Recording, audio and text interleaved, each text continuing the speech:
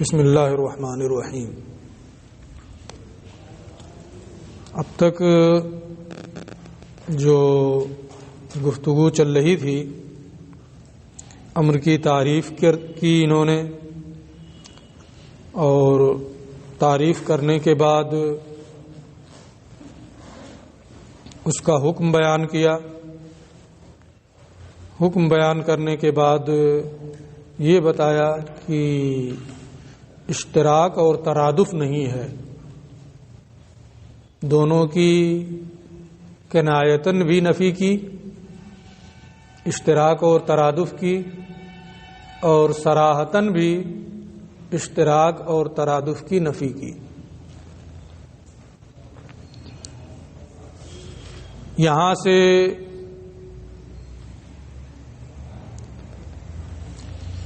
اپنے مذہب یعنی احناف کے دلائل کو ذکر کر رہے ہیں کہ امر وجوب کے لیے ہوتا ہے، اس کی دلیلیں کیا ہیں اسی کو پیش کر رہے ہیں۔ ثم شرع فی بیان دلائل الوجوب، پھر ماتن نے وجوب کی دلیلیں بیان کرنا شروع کیا، یعنی امر وجوب ہی کے لیے ہوتا ہے، اس کی دلیل کیا ہے؟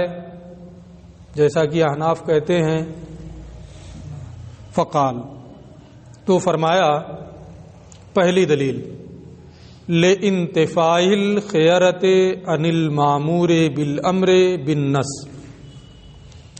یہ پہلی دلیل ہے۔ دوسری دلیل وہ استحقاق الوعید لتارکہ،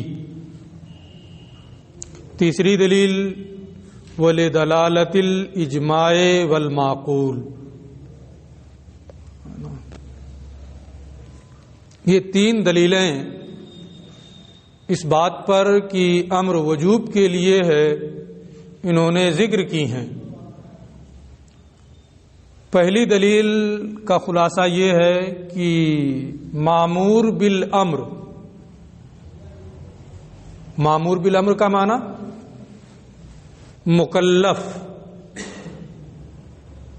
جسے امر کے ذریعے سے حکم دیا گیا ہے کیا ہوگا؟ مکلف ہوگا، ہے نا؟ تو ہم مامور بالامر بولیں یا مکلف بولیں بات ایک ہی ہے نا؟ تو مامور بالامر یعنی مکلف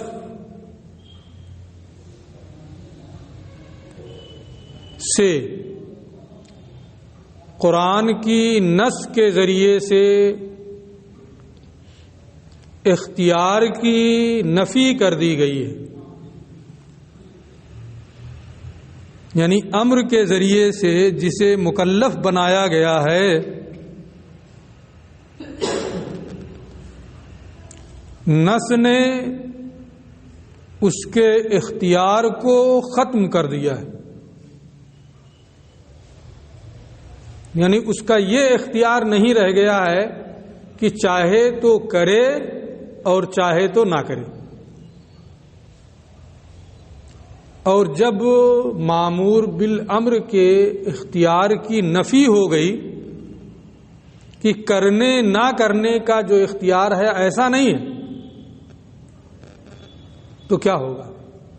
کرنا ضروری ہے نا؟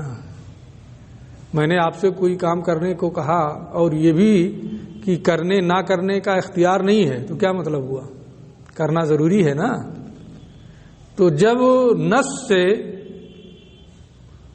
مامور بالامر مکلف سے اختیار کی نفی کر دی گئی ہے تو یہ اس بات کی دلیل ہے کہ اس کا کرنا واجب ہے اور امر وجوب کے لیے آتا ہے۔ اب وہ کون سی نص ہے جس میں مامور بالامر کے اختیار کی نفی کی گئی ہے؟ مکلف کرے نہ کرے دونوں کا اسے اختیار ہے ایسا نہیں ہے، وہ کون سی نص ہے جو اس معنی پر دلالت کر رہی ہے؟ اس کو یہ ذکر کریں گے، چونکہ 2 نص انہوں نے ذکر کی ہیں نا، اس لیے ہم ابھی اس کو نہیں چھیڑ رہے ہیں۔ یعنی ہم نے یہ کہا ہے انا موجبہ الوجوب، کہ امر کا حکم وجوب ہے۔ اس کی وجہ یہ ہے کہ مامورین مکلفین بالامر، یا سیدھے مکلف ہے نا، سے نص کے ذریعے سے اختیار کی نفی کی گئی ہے۔ یعنی امر کے ذریعے سے جن مکلفین کو حکم دیا گیا ہے، نص کے ذریعے ان کے اختیار کی نفی کر دی گئی ہے، جو اس بات کی دلیل ہے کہ امر کا حکم کیا ہے؟ وجوب ہے، امر وجوب کے لیے آتا ہے۔ وہ کون سی نص ہے؟ وہ اللہ تعالی کا یہ ارشاد ہے وَمَا كَانَ لِمُؤْمِنٍ وَلَا مُؤْمِنَةٍ إِذَا قَضَى اللَّهُ وَرَسُولُهُ أَمْرًا أَن يَكُونَ لَهُمُ الْخِيَرَةُ مِنْ أَمْرِهِمْ۔ کسی مسلمان مرد اور کسی مسلمان عورت کو جب اللہ اور اس کا رسول حکم دیں کسی چیز کا، امرن کسی معاملے کا حکم دیں، تو ان یکون لہم الخیرہ، کسی مسلمان مرد اور کسی مسلمان عورت کو حق نہیں ہے کہ انہیں اختیار رہے اپنے معاملے میں، یعنی چاہیں تو کریں، حکم دے دیا گیا اللہ کی جانب سے یا حکم دیا گیا رسول اللہ کی جانب سے، اور پھر مامور مکلف کو جسے حکم دیا گیا ہے اسے کرنے نہ کرنے کا اختیار رہے، ما کانا، ایسا نہیں، یعنی اختیار نہیں ہے انہیں کرنے اور نہ کرنے کا، ہے نا۔ تو یہ اختیار کی نفی کر دی گئی اس آیت کریمہ میں۔ یہ اس کی وضاحت کر رہے ہیں کہ لأن معنی اس ارشاد الہی کا معنی یہ ہے اذا حکم اللہ ورسولہ بامر، کہ جب اللہ اور اس کا رسول کسی معاملے کا حکم دیں، فلا یکون لمؤمن ولا مؤمنۃ، تو کسی مسلمان مرد اور کسی مسلمان عورت کے لیے حق نہیں ہے ان یکون لہم الاختیار من امرہما، کہ انہیں ان دونوں کے معاملے میں اختیار ہو، ان دونوں کے حکم میں اختیار ہو، کہ جو حکم دیا گیا اللہ اور رسول کی جانب سے وہ مکلف چاہے تو کرے چاہے تو نہ کرے، ایسا نہیں، بلکہ اس حکم کی بجاوری ضروری ہے، امتثال امر ضروری ہے، اختیار نہیں ہے۔ اے انشاء قبلوا الامر و انشاء لم يقبلوا، یعنی اگر وہ چاہیں تو امر کو قبول کریں اور اگر چاہیں تو قبول نہ کریں، یہ اختیار انہیں نہیں ہے، اس اختیار کی ان سے نفی کر دی گئی ہے۔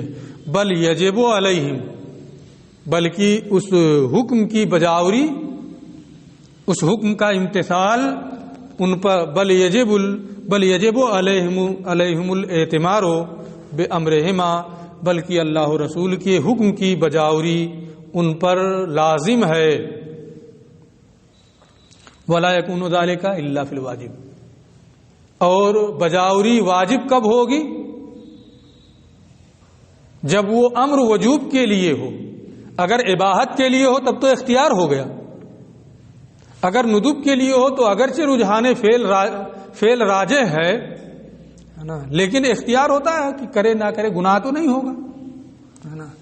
تو ندب میں، اباحت میں، ان سب میں کیا ہے؟ اختیار ہوتا ہے بندے کو۔ اختیار کی نفی وجوب میں ہے، یہاں اختیار کی نفی کی گئی کہ جب حکم ہوا تو اختیار نہیں ہے، اس کا مطلب کیا ہوا کہ امر وجوب کے لیے۔ ولا یکون ذلک الا فی الواجب، اور بجاوری کا واجب ہونا واجب ہی میں ہوتا ہے کہ جواز فعل ما حرمت الترک، فعل جائز ہے اور ترک کرنا حرام ہے نا، کرنا ضروری ہے نا، تو یہ واجب ہی میں ہوتا ہے۔ لہذا یہاں آیت کریمہ میں نص میں مامور مکلف کے اختیار کی نفی کرنا اس بات کی دلیل ہے کہ امر وجوب کے لیے ہے۔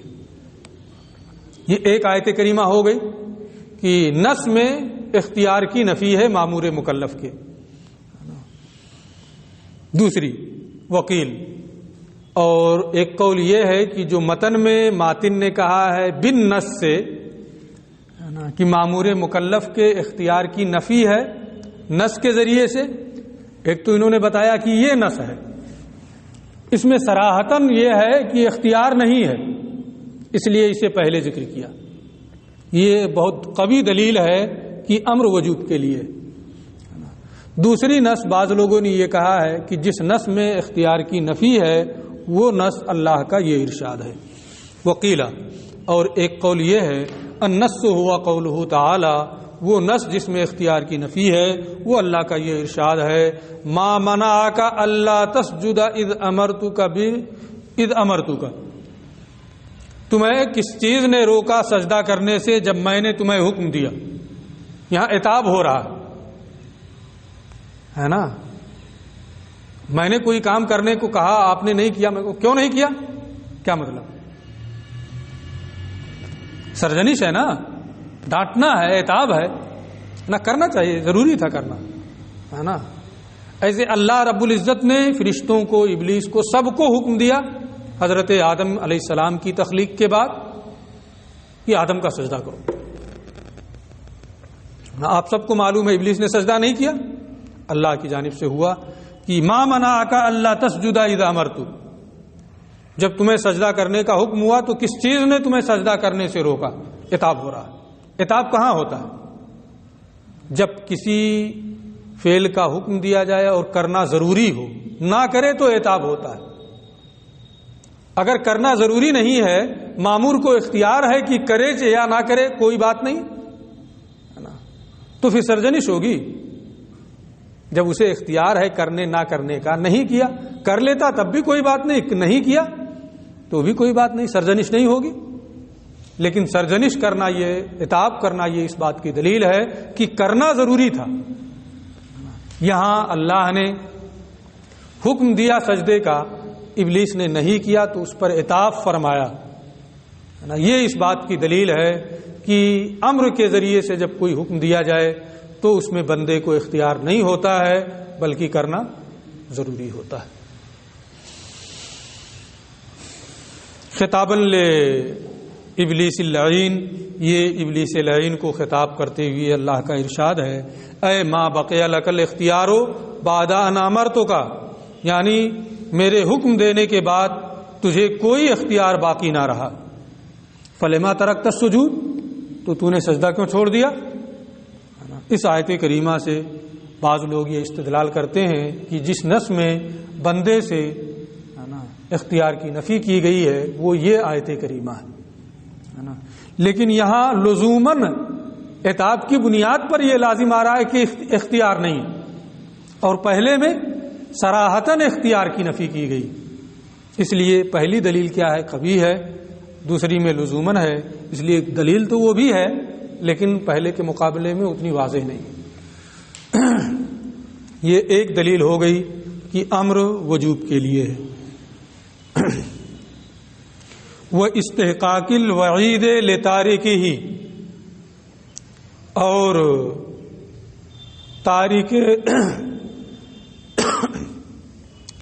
تارک امر کے مستحق وعید ہونے کی وجہ سے یہ دوسری دلیل ہے کہ امر وجوب کے لیے آتا ہے۔ عطف علی قولہ انتفاع الخیرۃ الی آخرہ، یہ جملہ ماتن کے قول انتفاع خیرہ پر معطوف ہے۔ یعنی ہم نے کہا ان موجب الوجوب، ان موجبہ الوجوب، کہ امر کا حکم وجوب ہے، کیوں کہا؟ لاستحقاق الوعید لتارک الامر بالنص، کیونکہ تارک امر نص سے مستحق وعید ہے، یعنی مکلف جو ہے نا، جسے امر کے ذریعے سے حکم دیا گیا ہے، نص میں اسے مستحق وعید فرمایا گیا ہے، اور مستحق وعید اسی صورت میں ہوگا کہ جب اس کا کرنا واجب رہا ہو اور وہ اسے ترک کر دے، ہے نا۔ پہلی دلیل چونکہ بہت قوی تھی اس لیے اس کو ذکر کیا، یہ دوسری دلیل جو ہے ابھی تفصیل آئے گی، آپ دیکھیں گے کہ اس میں بہرحال پہلے کے مقابلے میں یہ اتنی قوی نہیں۔ لے استحقاق الوعید لتارک الامر بالنص، امر کو چھوڑنے والے کے مستحق وعید ہونے کی وجہ سے، نص کی بنیاد پر، نص کے ذریعے سے مستحق وعید ہونے کی وجہ سے۔ کس نص میں تارک امر مستحق وعید ہے؟ کہتے ہیں وہ ہوا قولہ تعالی، اور وہ اللہ تعالی کا یہ ارشاد ہے، فَلْيَحْذَرِ الَّذِينَ يُخَالِفُونَ عَنْ أَمْرِهِ أَن تُصِيبَهُمْ فِتْنَةٌ أَوْ يُصِيبَهُمْ عَذَابٌ أَلِيمٌ۔ انہیں ڈرنا چاہیے جو اللہ کے رسول کے حکم کی مخالفت کرتے ہیں کہ انہیں دنیا میں کوئی بڑی آزمائش پہنچے یا آخرت میں انہیں دردناک عذاب ملے۔ تو کیا کہا گیا؟ فَلْيَحْذَرْ، اللہ کے رسول کے حکم کی مخالفت کرنے والوں کو ڈرنا چاہیے۔ حکم کی مخالفت اگر کوئی کر رہا ہے تو اسے ڈرنا چاہیے، کس سے؟ کہ یہ چیز اسے لاحق ہو۔ تو حکم کی مخالفت کرنے والے کے بارے میں کیا کہا گیا؟ کہ اسے ڈرنا چاہیے، اور یہ ڈرنے کا، وعید کے مستحق ہونے کا، تارک امر جو ہے اس کے مستحق کے وعید ہونے کا حکم کب ہوگا؟ جب اس امر رسول کی بجاوری واجب ہو تو پھر اسے خوف ہوگا کہ یہ چیز پہنچے، یہ چیز لاحق ہو۔ اور اگر اس امر کی مخالفت واجب نہ ہو بلکہ کرنے نہ کرنے کا اختیار ہو تو ایسی صورت میں ڈرنے کا کیا معنی؟ کیا تو ٹھیک، نہیں کیا تو بھی کوئی بات نہیں، ہے نا۔ یہاں کہا گیا ہے فَلْيَحْذَرِ الَّذِينَ، انہیں ڈرنا چاہیے، مستحق وعید رکھا گیا ہے نا۔ اس کا یہ مطلب ہوا کہ رسول اللہ کا امر کیا ہے؟ واجب ہے، اس کی بجاوری ضروری ہے نا۔ اگر بجاوری نہیں کرے گا تو اس وعید کا وہ مستحق ہوگا، اور جب رسول اللہ کے حکم کی بجاوری واجب ہے تو اللہ کے حکم کی بجاوری بدرجہ اولا واجب ہے نا۔ اس سے بھی یہ ثابت ہوا کہ امر وجوب کے لیے آتا ہے۔ اس دلیل میں کچھ کلام ہے، نیچے وہ گفتگو آ رہی ہے۔ پھر پہلے یہ آیت کریمہ کا معنی بتا رہے ہیں، اے فَلْيَحْذَرِ الَّذِينَ، انہیں ڈرنا چاہیے جو رسول کے حکم کی مخالفت کرتے ہیں اور اسے ترک کرتے ہیں، اسے چھوڑتے ہیں۔ اسے چھوڑنے پر توجہ رکھیے گا، بعد میں اس پہ بھی گفتگو آئے گی کہ جو اللہ کے رسول کے حکم کی مخالفت کرتے ہیں یعنی اس کو ترک کرتے ہیں، انہیں ڈرنا چاہیے کہ دنیا میں انہیں کوئی آزمائش لاحق ہو یا آخرت میں دردناک عذاب پہنچے۔ وَهَذَا الْوَعِيدُ، اور اتنی سخت وعید ترک واجب ہی سے ہوگی کہ جب اس امر کی بجاوری واجب ہو اور نہ کرے تو اس وعید کا مستحق ہوگا، اور اگر اس امر کی بجاوری واجب نہ ہو بلکہ اختیار ہو تو کوئی بات نہیں۔ وَهَذَا الْوَعِيدُ لَا يَكُونُ إِلَّا بِتَرْكِ الْوَاجِبِ، اور یہ وعید ترک واجب ہی سے ہوگی۔ وَلَكِنْ يَرِدُ عَلَيْهِ، لیکن اس پر ایک اعتراض ہوتا ہے۔ کیا اعتراض ہوتا ہے؟ أَنَّهُ مَوْقُوفٌ عَلَىٰ أَن يَكُونَ هَذَا الْأَمْرُ أَيْضًا لِلْوُجُوبِ وَهُوَ مَمْنُوعٌ۔ کیا کہا گیا؟ فَلْيَحْذَرْ، انہیں ڈرنا چاہیے۔ آپ کا دعویٰ کیا ہے کہ امر وجوب کے لیے آتا ہے، دلیل کیا ہے؟ فَلْيَحْذَرْ کے ذریعے سے مستحق کے وعید بنایا گیا ہے۔ جو دعویٰ وہی دلیل، جو دلیل وہی دعویٰ، مصادرہ علی المطلوب ہو گیا۔ کہ نہیں ہو گیا؟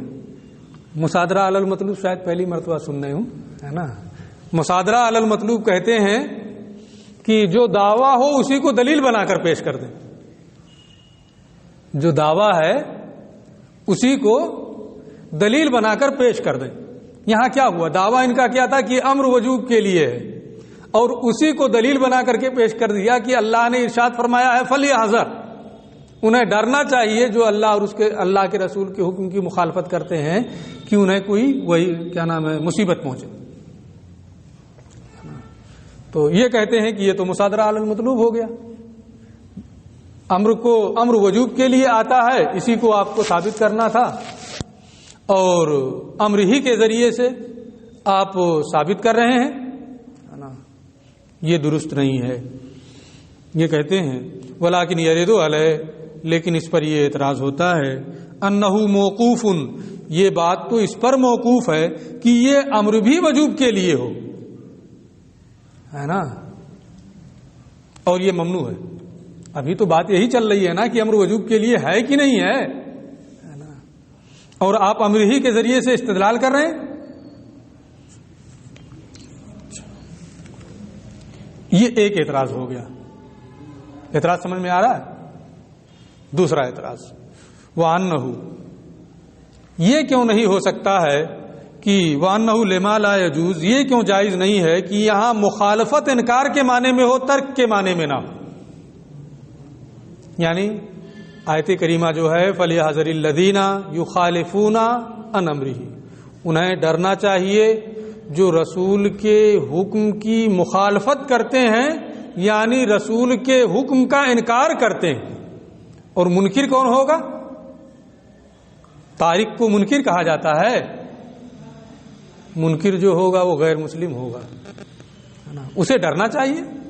یہاں یخالفون ینکرون کے معنی میں ہے جو اللہ کے رسول کے حکم کا انکار کرتے ہیں، انہیں ڈرنا چاہیے کہ انہیں مصیبت پہنچے. یہ ترک کے معنی میں نہیں ہے کہ جو ترک کرتے ہیں انہیں ڈرنا چاہیے. آپ اسے ترک کے معنی میں لے رہے ہیں. یہ کیوں نہیں یہ کہہ رہے ہیں کہ یہاں یخالفون کیا نام ہے تارکین کے منکرین کے معنی میں. دونوں اعتراض ہو گئے ان کے. ٹھیک ہے، اب وہ دونوں کا جواب. والجواب، اس کا جواب یہ ہے انا سیاق الکلام دال علی ان ھذا الامر للوجوب بدون احتیاج الی برہان ومصادرۃ علی المطلوب. یہ کہتے ہیں کہ ہمارا اور آپ کا اختلاف کیا ہے؟ اختلاف یہ ہے کہ امر کی وضع کس معنی کے لیے ہوئی. ہم کہتے ہیں کہ امر کا حقیقی معنی کیا ہے؟ وجوب ہے. آپ کہتے ہیں کہ وہ مشترک ہے، وجوب اباحت ندب میں، یا ندب کے لیے اس کی وضع ہوئی ہے، ندب اس کا معنی ہے، یا یہ کہتے ہیں کہ اباحت اس کا معنی ہے نا. یہ ہمارا اور آپ کا اختلاف ہے. لیکن اس میں کسی کا اختلاف نہیں ہے کہ امر کبھی قرینے کی بنیاد پر وجوب کے معنی میں استعمال ہوتا ہے. اس پر سب متفق ہیں کہ قرینے سے امر وجوب کے معنی میں ہوتا ہے. اس میں کسی کا اختلاف نہیں ہے. ہم بھی کہتے ہیں کہ قرینہ ہو تو وجوب ہوگا. جب بغیر قرینے کے وہ وجوب کے لیے ہے تو ہمارے نزدیک قرینے کے ساتھ تو بہرحال وجوب کے لیے ہوگا. جو لوگ اباحت یا ندب یا اشتراک کے قائل ہیں وہ لوگ بھی کہتے ہیں کہ اگر قرینہ پایا جائے تو وہ امر وجوب کے لیے ہوگا، ہے نا. تو اختلاف ہمارا اس بارے میں ہے کہ امر وجوب کے لیے ہے یا ندب کے لیے ہے یا اباحت کے لیے ہے یا مشترک لفظی ہے یا مشترک معنوی. لیکن اس میں کوئی اختلاف نہیں ہے کہ قرینے کی بنیاد پر وہ وجوب کے لیے ہوتا ہے. اور یہاں فَلْيَحْذَرِ الَّذِينَ يُخَالِفُونَ عَنْ أَمْرِهِ میں سیاق کلام کی بنیاد پر بالاتفاق امر وجوب کے لیے، اس لیے ہم نے اس سے دلیل پیش کی. سیاق کلام کی بنیاد پر اس آیت کریمہ میں بالاتفاق امر وجوب کے لیے ہے. اس لیے جو دعویٰ ہے وہ دلیل نہیں ہے. جو دلیل ہے وہ دعویٰ نہیں ہے. یہاں سب کا اتفاق ہے کہ امر وجوب کے لیے ہے، اس لیے مصادرہ علی المطلوب لازم نہیں آئے گا. ٹھیک ہے، اسی کو جواب دے رہے ہیں. والجواب، اور اس کا جواب یہ ہے، ان سیاق الکلام، سیاق کلام دال، اس بات پر دلالت کر رہا ہے کہ یہ امر وجوب کے لیے ہے. اس میں نہ کسی دلیل کی ضرورت ہے اور نہ کسی دعوے کی ضرورت ہے نا. بغیر دلیل اور بغیر دعوے کے یہ آیت کریمہ سیاق کلام کی بنیاد پر وجوب کے معنی پر دلالت کر رہی ہے کہ یہ امر وجوب کے لیے ہے نا. لہذا اس میں سب کا اتفاق ہے، اور جب سب کا اتفاق ہے تو یہاں دعویٰ اور دلیل کا ایک ہونا یہ لازم نہیں آئے گا. ان سیاق الکلام دال، سیاق کلام اس بات پر دلالت کر رہا ہے کہ یہ امر وجوب کے لیے ہے، بدون احتیاج علی برہان، یہاں کسی دلیل کی ضرورت نہیں ہے. وہ مصادرۃ علی المطلوب، اور مصادرہ علی المطلوب یعنی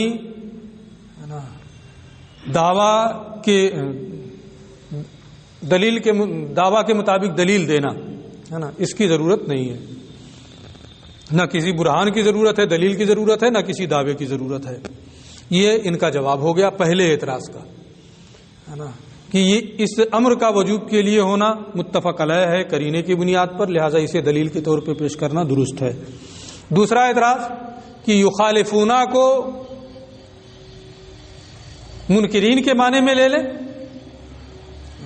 یہ کہا جائے کہ وہ لوگ کیوں نہیں ڈرتے، انہیں ڈرنا چاہیے جو رسول کے حکم کی مخالفت کرتے ہیں، یعنی جو رسول کے حکم کا انکار کرتے ہیں. یہ تارک کے لیے نہیں ہے بلکہ منکر کے لیے ہے. یہ کہتے ہیں مخالفت اور موافقت ایک ہے. مخالفت کی ضد کیا ہے؟ موافقت. موافقت کا معنی کیا ہوتا ہے؟ کسی کی بات تسلیم کر لینا ہے نا، اس کا ہمنوا ہونا. اس کی ضد مخالفت، تو اس کا معنی کیا ہوگا؟ انکار کرنا، کہ ترک کرنا ہے نا. ضد کے اعتبار سے آپ دیکھیں کہ مخالفت موافقت کا معنی کر لینا ہے نا، تو مخالفت کا معنی کیا ہوگا؟ ترک کر دینا ہے نا. یہاں مخالفت منکر کے معنی میں نہیں بلکہ ترکی کے معنی میں ہے، کیونکہ مخالفت یہ کیا نام ہے، موافقت کی ضد ہے. وَأَنَّ الْمُخَالَفَةَ فِي اسْتِعْمَالِهِمْ، اور اہل عرب کے استعمال میں مخالفت یہ اس کے مطابق ترک عمل کو کہتے ہیں، اس کے مطابق عمل نہ کرنے کو کہتے ہیں. انکار کرنے کو اہل عرب مخالفت نہیں کہتے ہیں. اس لیے یہ عام استعمال کی مخالفت ہے جو آپ یہ کہہ رہے ہیں کہ یہاں مخالفت انکار کے معنی میں ہے نا. لفظ کا جو معنی ہے وہ معنی لیں گے نا، کہ اپنی طرف سے معنی بنا لیں گے. وَإِنَّ الْمُخَالَفَةَ فِي اسْتِعْمَالِهِمْ، اہل عرب کے استعمال میں مخالفت کا لفظ یہ اس کے مطابق ترک عمل کے لیے بولا جاتا ہے. فَتَأَمَّل، آپ غور کریں. یعنی یہ کہنا یہ چاہتے ہیں پہلے ہم نے جو دلیل دی تھی وہ بہت قوی، دوسری دلیل میں کچھ اعتراض جواب ہے، لیکن ہے جواب سب کا ہے نا، اس لیے یہ بھی بہرحال قوی ہے نا. تیسری دلیل وَلِدَلَالَةِ الْإِجْمَاعِ وَالْمَعْقُولِ، دلیل اجماع کی دلیل کی وجہ سے اور عقلی دلیل کی وجہ سے امر وجوب کے لیے ہے. عطف علی ما قبلہ، یہ بھی ما قبل انتفاع خیرہ پر معطوف ہے. بعض نسخوں میں یہ عبارت اس طرح سے ہے وَقَدَا دَلَالَةُ الْإِجْمَاعِ وَالْمَعْقُولِ، اسی طریقے سے اجماع کی دلالت ہو رہی ہے اور عقلی دلیل بھی اس بات پر دلالت کر رہی ہے کہ امر وجوب کے لیے ہے. اچھا، علیہ یدلان علیہ، یعنی امر کے وجوب کے لیے ہونے پر یہ دونوں چیزیں بھی دلالت کر رہی ہیں. فحینئذ، اگر اس دوسرے نسخے کا اعتبار کیا جائے فحینئذ ہوا جملۃ مستقلۃ، تو یہ ایک مستقل جملہ ہوگا معطوفۃ علی مضمون سابقہا، جو سابق جملے کے مضمون پر معطوف ہوگا. یعنی لانتفاع الخیرۃ عن المامور بالامر بالنص، وہ استحقاق الوعید لتارکہ، یہ ایک جملہ ہے جملہ ناقصہ، اور اس کے بعد دلالت وقضا دلالت الاجماع والمعقول یدلان علیہ، یہ ایک مستقل جملہ ہے۔ مستقل جملے کا جملہ ناقصہ پر عطف کرنا بہتر نہیں، اس لیے انہوں نے یہ کہا کہ اس کے مضمون جملہ پر معطوف ہے، جو اس کا مفہوم ہے اس پر معطوف ہے۔ وحاصلہ، اس کا خلاصہ یہ ہے ان دلالت الاجماع، اجماع کی اس بات پر دلالت ہو رہی ہے کہ امر وجوب کے لیے ہے۔ اجماع کہاں ہے؟ اتنا اختلاف ہے کہ امر وجوب کے لیے ہے، امر وجوب کے لیے نہیں ہے۔ ہم تو کہتے ہیں کہ ہے، کچھ لوگ کہتے ہیں باحت، کچھ کہتے ہیں ندب، کچھ کہتے ہیں اشتراک لفظی، کچھ کہتے ہیں اشتراک معنوی، آپ کہتے ہیں اجماع ہے، یہ کہاں ہے نا؟ کہہ رہے ہیں کہ اس بات پر تو اجماع نہیں ہے کہ امر وجوب کے لیے ہے، لیکن ایسے امر پر اجماع ہے جو اس بات کی دلیل ہے کہ امر کو وجوب کے لیے ہونا چاہیے، امر وجوب کے لیے ہے نا، وہ کیا ہے اس کو بتا رہے ہیں۔ وحاصل ہو، اس کا خلاصہ یہ ہے کہ اجماع اس بات پر دلالت کر رہا ہے کہ امر وجوب کے لیے ہے۔ کیسے؟ لأنہم اجمعوا، اس لیے کہ تمام علماء کا اتفاق ہے، تمام لوگوں کا اتفاق ہے، صرف علماء کا نہیں، سب کا اتفاق ہے، علی ان کل من اراد ان یطلب فعلا من احد، کہ کوئی شخص جب کسی سے کسی فعل کا مطالبہ کرنا چاہے، میں آپ سے کہنا چاہوں پانی لانے کے لیے تو کیا کہوں گا؟ پانی لاؤ، ہے نا؟ تو سب کا اتفاق ہے کہ ہر وہ شخص جو کسی سے کسی فعل کو طلب کرنا چاہے، لا یطلب الا بلفظ الامر، تو وہ لفظ امر کے ذریعے سے طلب کرے، ہے نا؟ والکمال فی الطلب هو الوجوب، اور طلب میں اور کمال طلب ہے نا کیا ہے؟ وجوب ہے نا؟ اس لیے اس سب کا اس بات پر اجماع ہونا کہ صیغہ امر ہی کے ذریعے سے کوئی شخص کسی سے کوئی فعل طلب کرے گا، اس بات پر اجماع، یہ اس کی دلیل ہے کہ فعل امر وجوب کے لیے آتا ہے۔ والاصل نفی الاشتراک، اور اصل یہ کہتے ہیں کہ کیسے یہ دلیل بن گیا؟ یہ کہتے ہیں کہ اصل یہ ہے کہ اشتراک کی نفی ہو، امر کے ذریعے سے فعل طلب کرے گا تو اب یہ ہے کہ وہ مشترک ہو، یہ کہتے نہیں، اصل لغت میں یہ ہے کہ اشتراک کی نفی ہو، مشترک نہ ہو، اور جب مشترک نہیں ہوگا تو کیا ہوگا؟ فتعین ان موجبہ الوجوب، تو متعین ہو جائے گا کہ اس کا حکم کیا ہے؟ وجوب ہے۔